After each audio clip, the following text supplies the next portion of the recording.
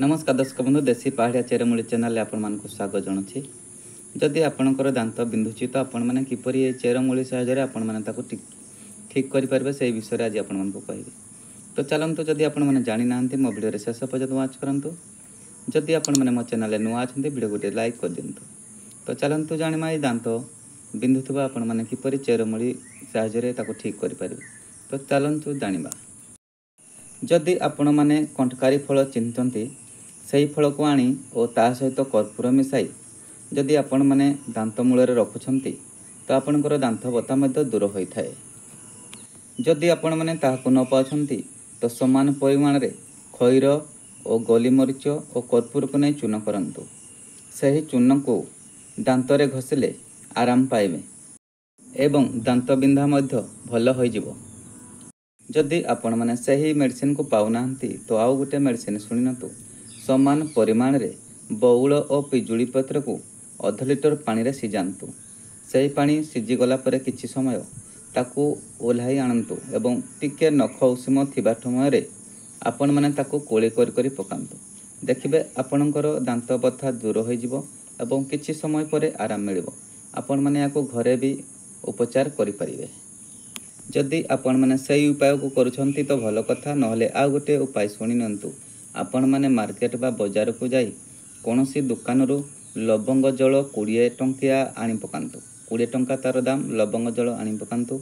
आपणकर जेउ दांत बहुत दूरे हलुची बा बिंधुची से दांत मूल रे दांत मझिरे आपण माने 2 बुंदा पके दियंतु।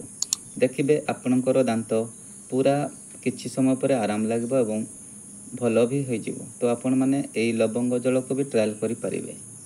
नचेत आपण माने लुण पानी कुली करंतु। जदि लुण पानी रे भी बथा न मरुची तो आपण माने डाक्टर को परामर्श करी ट्रीटमेंट होंतु। देखंतु दर्शक बंधु आपणकर जे दांत हलुची आपण माने कोन करिवे। हलुथबा दांत को जोर जबरदस्ती टाणी उपाड़ीबा को चेष्टा करंतु नाही। सही भूल केबे भी आपण माने करि परिबे नाही। एही परि करिवा द्वारा दांत मूलरू रक्तस्राव बंद न होइथाय। लुण पानी रे कुली करंतु। दिने कि 2 दिन अपेक्षा कले हलुथबा दांत आपे आपे उपुड़ी जीवो। तार चिकित्सा चेरमूली रे आपण माने किपरि करिवे।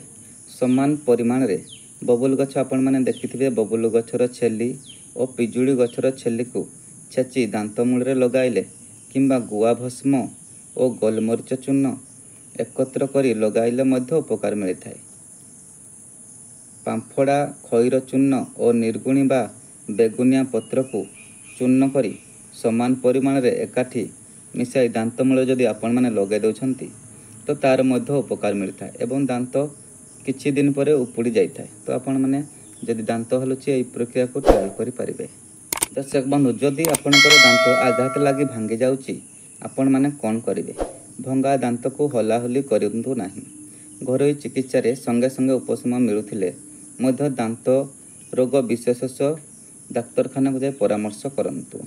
एंटीबायोटिक द्वारा किंबा लुण पानी गाल करिवे माने कुली करंतु। चेरमूली उसरे आपण माने किपरि ठीक करिवे। मोतियार माताखत्र खैर चूर्ण को लवंग तेल रे मिसाई दांत मूल रे लगांतु। देखिबे दांत धीरे धीरे किछि दिन परे उपुड़ी जीवो।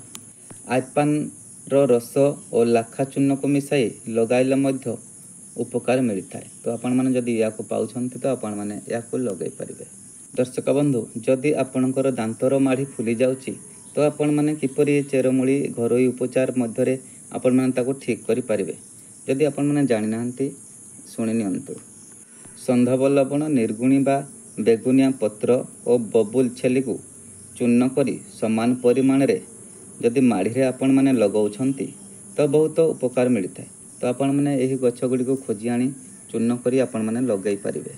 चेत आपण माने जदि ताको पारु नाहंती खैर कर्पूर लवंग चूर्ण फिटकिरी और टांगणा किमा लवंग चूर्ण निशादल और फिटकिरी को समान परिमाण रे मिसाई जदि आपण माने चूर्ण करी दांत रे लगाउछंती बा दांत माढ़ी रे लगाउछंती उपकार मिलिथाय। तो एही सब को जुगाड़ करी आपण माने दांत माढ़ी रे मध्य लगै परिबे। जदि आपण माने याको लगै दउछंती आपण दांत माढ़ी फुलिबा बहुत शीघ्र भल होइथाय। तो आपण माने घरोई उपचार करि परिबे। एई दांत विषय कथा जदि आपण को भल लागि थाए तो दांत फुलिबा बा झड़िबा ये कथा सब जदि आपको भल लगी था तो वीडियो गोटे सब्सक्राइब और लाइक करदे। आज ये नमस्कार, विदाय दिंतु। पुणी देखा आउ को भिडियो। नमस्कार, जय श्री कृष्ण।